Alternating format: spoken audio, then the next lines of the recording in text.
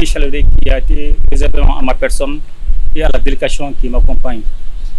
Aussi, je voudrais saluer les liens de fraternité et de bon voisinage entre nos deux États. Le Burkina et le Mali, nous sommes non seulement liés par la géographie, la culture, mais surtout par les défis. Nous avons fait le point de situation de notre coopération sur le plan bilatéral. Nous avons abordé les questions sécuritaires, les questions sur le plan de développement économique, mais surtout nous avons parlé des défis auxquels nous sommes confrontés et comment élaborer la stratégie afin de pouvoir gérer ces défis. Et nous avons aussi dégagé les perspectives orientées vers non seulement la civilisation de nos populations, mais surtout vers le développement socio-économique de nos États. La situation sécuritaire au Mali est sous contrôle. Comme on le dit dans le jargon militaire, les femmes gardent l'initiative sur le terrain. Le Mali vient de loin. Il fallait déconstruire tout un système qui nous avait été imposé. Et pour cela, il fallait adopter des postures intraitables et pour nous permettre effectivement de prendre notre destin en main. Aujourd'hui, force est de constater que les femmes sont déplacées sur toute l'étendue du territoire national. Et ça, c'est un premier aspect. Le deuxième aspect, aujourd'hui, il y a eu le retour de l'administration, que ce soit le gouverneur, les préfets, les sous-préfets. Et ça, c'est le deuxième aspect. Le troisième aspect, aujourd'hui, on est en train de faire revenir les services sociaux de base. Et on est parvenu aujourd'hui à organiser et à sécuriser les grandes activités, et notamment le référendum pour la nouvelle constitution, mais surtout le dialogue intermalien aujourd'hui qui s'est déroulé sur toute l'étendue du territoire national. Et cela a été sécurisé par les femmes. Il y a à peu près 10 ans de cela, ce n'était pas possible. Aujourd'hui, on évolue en autonome. Au-delà de ça, les actions offensives sont menées en longueur de la journée. Et il y a eu beaucoup de destruction de bases logistiques des groupes terroristes. Il y a eu beaucoup de neutralisation des leaders terroristes, dont le récent est Igo, qui est l'émir de l'État islamique au Sahel. Mais surtout aujourd'hui, c'est la reddition de beaucoup de terroristes. Même pas plus tard qu'hier, il y a eu des terroristes qui ont déposé leurs armes. Malheureusement, c'est des enfants de 15 ans, mais c'est des guetteurs. Donc, force est de constater que la peur a changé de camp aujourd'hui au Mali. Et concernant les Sahel, je suis confiant et que la situation aussi est sous contrôle. Et quand vous regardez aujourd'hui avec la dynamique de la création de l'AES, mais le plus important, que les gens ne doivent pas perdre de vue, le Sahel a été un train d'affrontement des questions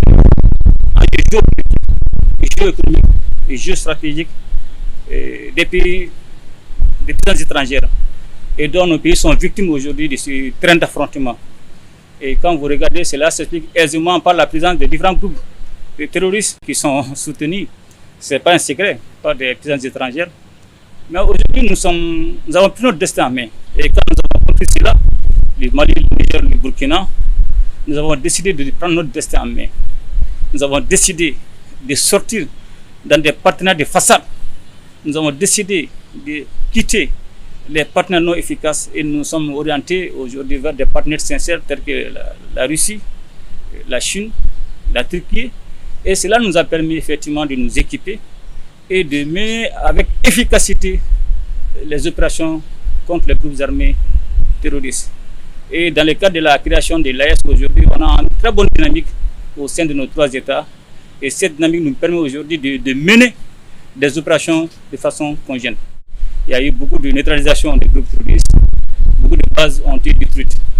Donc pour vous dire qu'aujourd'hui, c'est vrai qu'il va toujours y avoir cette délation, cette communication que j'appelle le terrorisme informationnel médiatique, qui va essayer toujours de nuire à nos activités, à nos succès.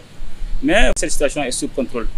Parce qu'aujourd'hui, nous menons nos opérations sans pression et sans pourtant demander la permission à qui que ce soit. Et c'est là avec des résultats escomptés.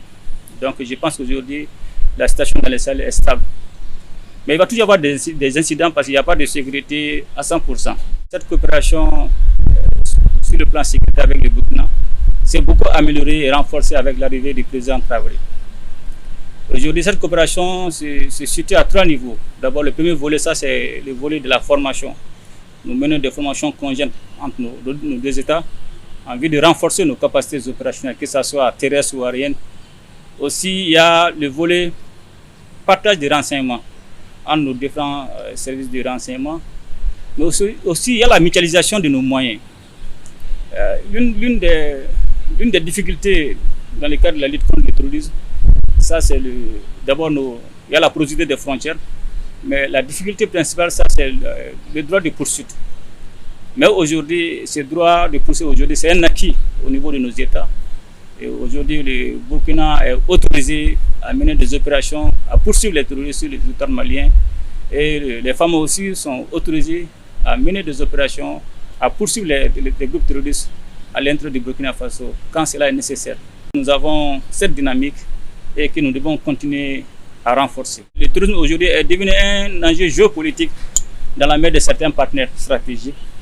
Ce défi de la lutte contre le terrorisme aujourd'hui qui est manipulé, financé par certaines puissances étrangères, aujourd'hui est loin de répondre aux aspirations de nos populations. Raison pour laquelle nous avons décidé, non seulement, comme j'ai tantôt dit, de quitter dans des partenariats de façade, de s'organiser entre nous, de mutualiser nos moyens. Nous savons aujourd'hui qu'aucun pays ne peut faire face, seul face à la menace terroriste. Nous avons besoin de mutualiser nos moyens, nous avons besoin de partager les informations. Vous le savez comme moi, il y a eu beaucoup de leaders terroristes qui ont été tués au Burkina, au Mali, au Niger. Et dont le plus récent est Igo, qui a été recherché par l'armée américaine.